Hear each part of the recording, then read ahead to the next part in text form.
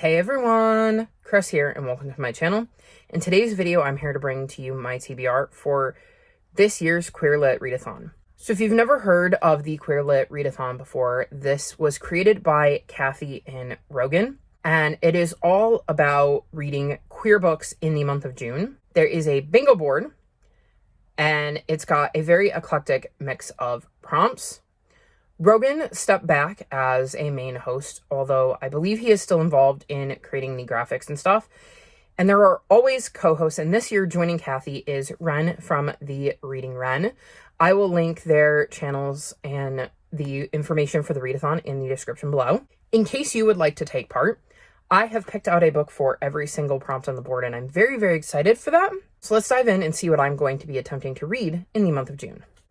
First up for Outside, I'm going to read Ash's Cabin by Jen Wang. So this is going to follow Ash, who is going to go on a journey to try to find their grandfather's cabin. They're really struggling with the way people are treating the planet and feel like this cabin could be the perfect place to kind of escape everything that is going on and kind of making them miserable in all of the pitfalls of being a teenager. And I believe we're going to see how they manage to survive the wilderness and if they truly end up wanting to be alone and how they deal with that. It sounded really, really interesting, and I'm curious to see Ash's journey. And given that they are going to a cabin in the forest, I'm betting they are going to spend a lot of time outside. I also believe, based on the description, that they feel like a bit of an outsider, so outside could also apply in that way. Then we have the group read, which is Wrong Answers Only by Tobias Madden. I had never heard of this before the readathon, but the description on Storygraph says, Marco's always done the right thing, but now it's time for Wrong Answers Only. Marco should be at university studying biomedicine. Instead, he's been sent to live on a cruise ship in the Mediterranean with his estranged uncle, all because of a blip everyone else is convinced was a panic attack, which it most definitely was not. And even though Marco's trip is supposed to provide answers about himself, about his family, all he finds on board the Ocean Melody are more and more questions. But then his best friend Cece proposes a new plan. For someone who has always done the right thing in every possible way, it's time for Marco to get a few things wrong, and hooking up with a hot dancer from the ship is only the beginning. So like I said, I'd never heard of this book before, but one of the things I love about the Queer Lit Readathon is whether it's through the group book or seeing what other people are putting on their TBRs, I end up coming across so many queer books that I never would have known existed. So I'm very excited to check this one out and see what I think of it. The next prompt is Small Town Queers, and for this I'm going to read Small Town Pride by Phil Stamper. I have had my eye on this book for a while and just haven't had a moment to pick it up, or I would forget about it. And then this prompt came up and I thought it would be perfect.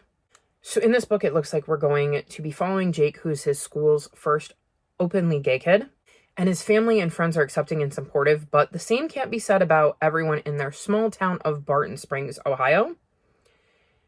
The mayor receives complaints when his dad hangs out a pride flag, and there are a few people who are concerned this will lead to something more outlandish, a pride parade.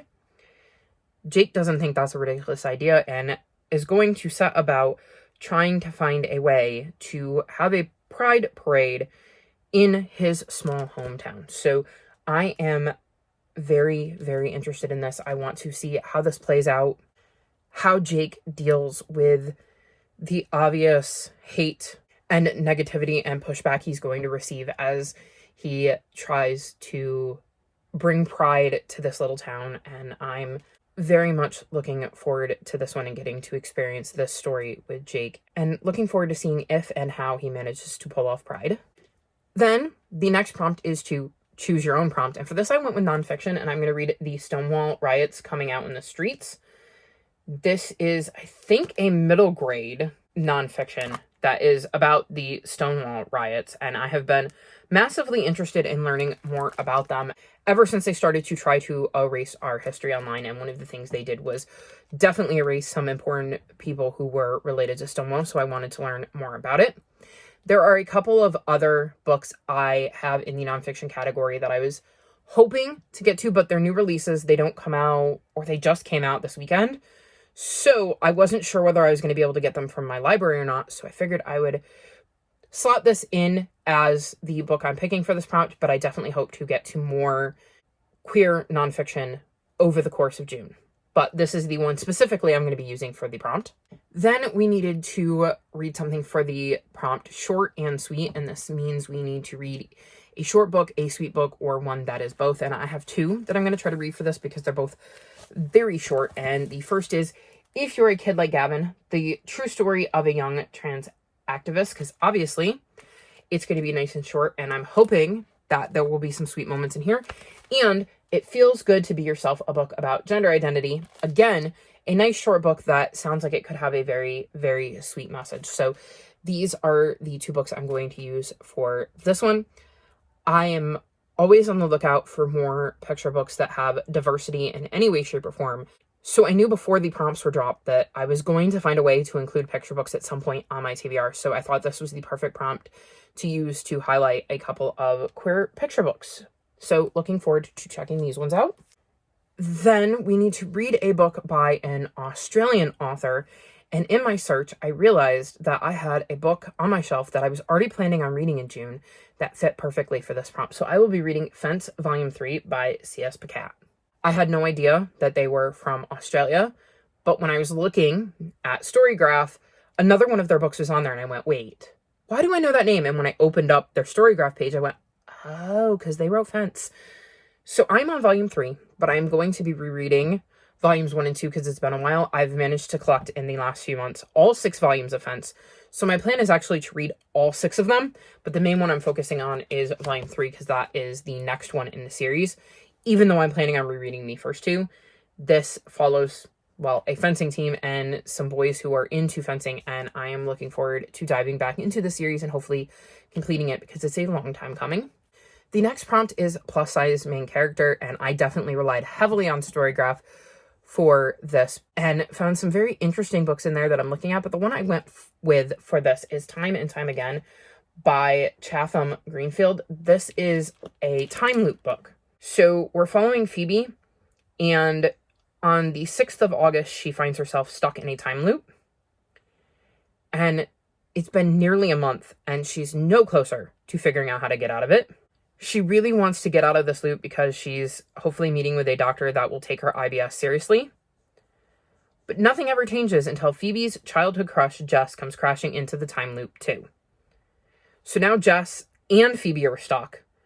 And Jess convinces Phoebe to kind of break up the routine, especially considering everything is going to reset the next day. So do something completely out of your comfort zone. Do something that you wouldn't normally do since there are no consequences. And it pulls Phoebe further and further out of her comfort zone and just makes her feelings for Jess grow deeper.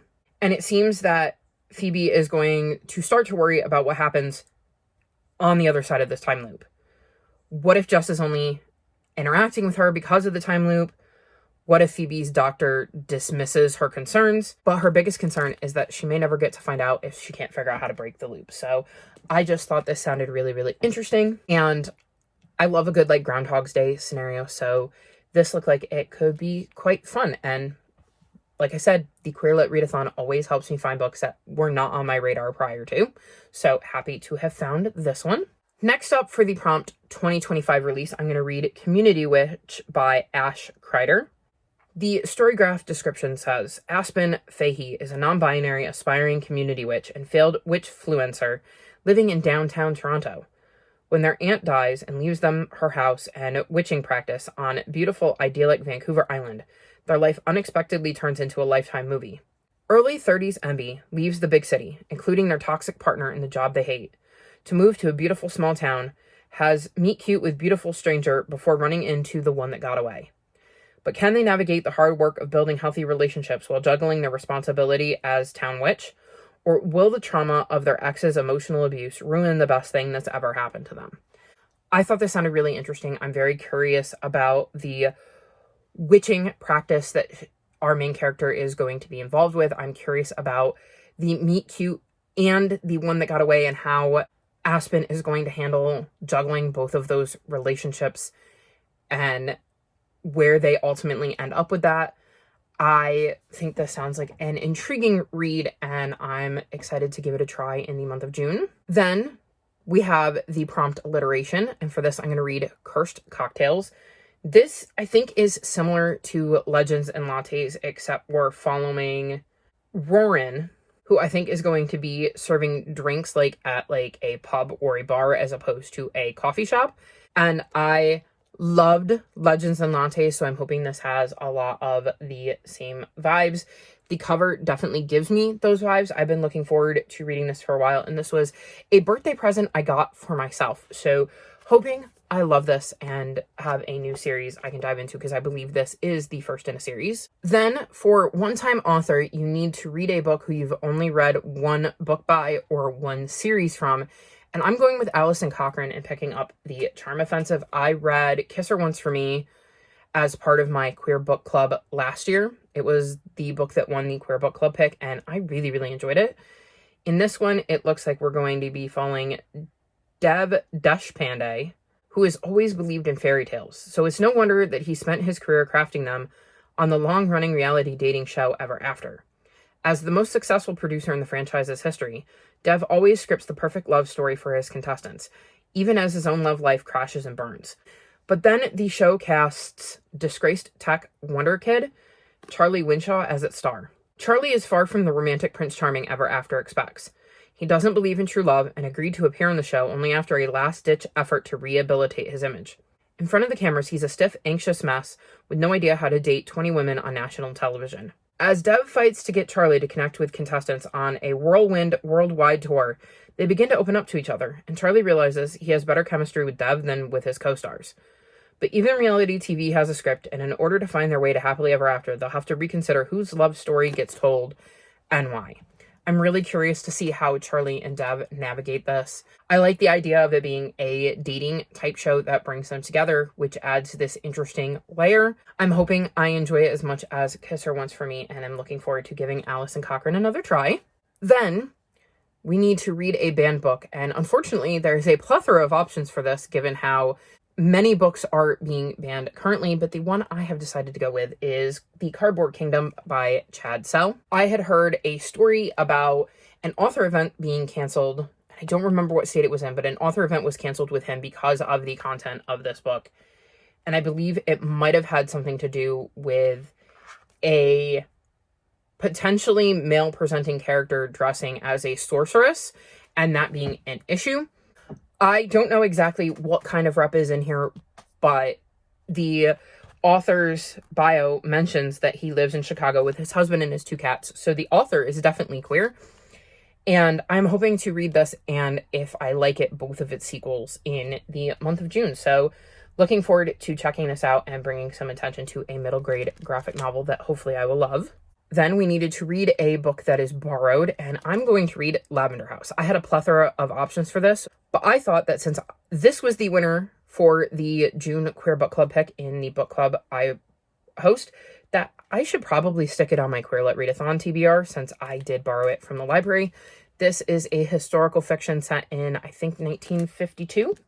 Yes, in San Francisco, and we're going to be following a disgraced detective, I believe, named Andy, who basically got caught in a raid and is kind of outed to his former coworkers. There's a mystery going on at Lavender House with the matriarch of the family having died, and her widow hires Andy to look into things. What's interesting about Lavender House is this is a house where everybody is encouraged to be themselves without shame or secrets. So there are a lot of queer people at Lavender House, and Andy is very curious about what it's like to be in an environment like that, but soon learns that just because nobody is hiding those secrets doesn't mean that there aren't secrets going on. So it is a bit of a historical mystery, and I've heard good things about this. I'm very much looking forward to it, and like I said, it just made sense to try to get my Queer Book Club pick on here. So hopefully me and the crew will enjoy this one. If you'd like to join us in reading it, I have a link to my Discord below, and we chat about it throughout the month in the Discord as we read. At some point in the month, I will be live on my channel doing reading sprints where I read this book so you can all see and hear my reaction in real time. So if you'd like to come join us, we'd love to have you. The next prompt is 1990s, and this means we need to read a book that is either published or set in the 1990s, and oh boy, did I struggle with this one. I was struggling to find something that sounded interesting that I also had access to, and then I happened to read a description of a book that I was not looking at for this reasoning and went, Oh, well, I'm definitely going to use that one. So I'll be reading The Bones Beneath My Skin by TJ Klune, because it says right inside, in the spring of 1995, we're going to be following Nate Cartwright, who's lost everything. His parents are gone. His brother doesn't want to interact with him. He's lost his job, and he ends up returning to his family's summer cabin outside the small mountain town of Roseland, Oregon. And the cabin should be empty, but it's not. There is a man inside named Alex, and with him is an extraordinary 10-year-old girl who calls herself Artemis Darth Vader. But Artemis isn't exactly as she appears. Soon, it becomes clear that Nate must make a choice, let himself drown in the memories of his past, or fight for a future he never thought possible, because the girl is special, and forces are descending upon them who want nothing more than to control her. So this was a book I was hoping to get to in June anyways, because I knew it was queer. I just did not know that it took place in the 90s, and like I said, I was reading the description one day and went, oh, well, that takes care of that prompt. So perfect timing on wanting to pick this one up. It made this prompt so much easier. So very excited to check out another TJ Klune book. Then we need to read a manga, and I have decided to go with Boys Run the Riot. This was another one I struggle with. I am just starting to get in to manga. I haven't read tons of it, and I was trying to find a manga that was also queer that sounded interesting, and this one was the most interesting from what I could find and actually had access to. It says, high schooler Rio knows he's transgender, but he doesn't have anyone to confide in about the confusion he feels. He can't tell his best friend who he's secretly got a crush on, and he can't tell his mom who's constantly asking why Rio dresses like a boy. He certainly can't tell Jin, the new transfer student who looks like just another bully. The only time Rio feels at ease is when he's wearing his favorite clothes. Then and only then, the world melts away and he can be his true self. One day, while out shopping, Rio sees someone he didn't expect, Jin. The kid who looks so tough in class has the same taste in fashion as him. At last, Rio has someone he can open up to, and the journey ahead might finally give him a way to express himself to the world. So, like I said, this sounded interesting. I'm curious to check it out. I haven't read tons of manga, but hopefully this will be a quick read and I will enjoy the story. Then we need to read a book that starts with the letter O, and I'm going to be reading October's Ocean by Delaney Kopic. The storygraph description says, Halloween on Jute Island is like a walking, talking costume parade. That's probably why Seth didn't notice her at first. The old black dress, wild hair, and accent didn't exactly stand out in October, but there's something about Peggy that draws Seth in. He hadn't felt anything but empty since Colin died, but suddenly he feels curious. And who is this new boy in town with ocean eyes that Seth can't look away from? As the waves of loss threaten to pull Seth under, his love of music and his new friends might just lead him back to shore. I feel like I heard about this book last December and have been trying to get to it ever since, and it just has not worked out. I keep rolling it over on my TBR and just not picking it up. So it felt like fate that one of the prompts on this board was starts with O, because this book obviously fits perfectly. I could have also used it for alliteration, so I feel like there was no way this wasn't ending up somewhere on my Queer Lit Readathon TBR. I am very interested in this book, and fingers crossed that this is the time I actually do pick it up. And then the last prompt is continued. And for this, I'm going to be continuing a series by reading The Guncle Abroad. This is the sequel to The Guncle, and in that book, Patrick is tasked with taking on the custodian duty of his niece and nephew after neither one of their parents is able to, and he is not really the parenting type, but he has to learn really quickly because he does truly love his niece and nephew, and I really, really love that book, and I was super excited when I saw that there was going to be a sequel because I had a really good time with that one. And so I'm excited to be able to pick up the sequel in June and continue on with the series and see what sort of antics Patrick gets up to in this one and how his niece and nephew get involved in said antics. So there you have it. That is my Queer Lit Readathon TBR. I'm very, very excited for it. There's a lot of books on here that I hadn't heard of prior to this readathon, which again, I've mentioned multiple times, is one of the reasons I love this readathon. It exposes me to so many queer books I never would have heard about. Hopefully, I have mentioned at least one or two that are new to you and you have found something to add to your ever-growing TBR, because I love being able to share queer books and bringing attention to them in any way, shape, or form. I want to thank Kathy and Rogan for creating this readathon. It is my favorite readathon I do every single year. I just love immersing myself in so many different queer stories and really broadening the queer books I look at. I would like to thank Wren for co-hosting this year and helping Kathy out, and I look forward to diving into all of these books. Are you taking part in the Queer Lit Readathon? If so, let me know which book you're reading that you're most excited for. All of my social media is linked in the description below if you'd like to come chat with me. If you've made it this far in the video, leave me rainbow emojis, like this video, and subscribe to my channel, and I'll talk to you next time. Bye!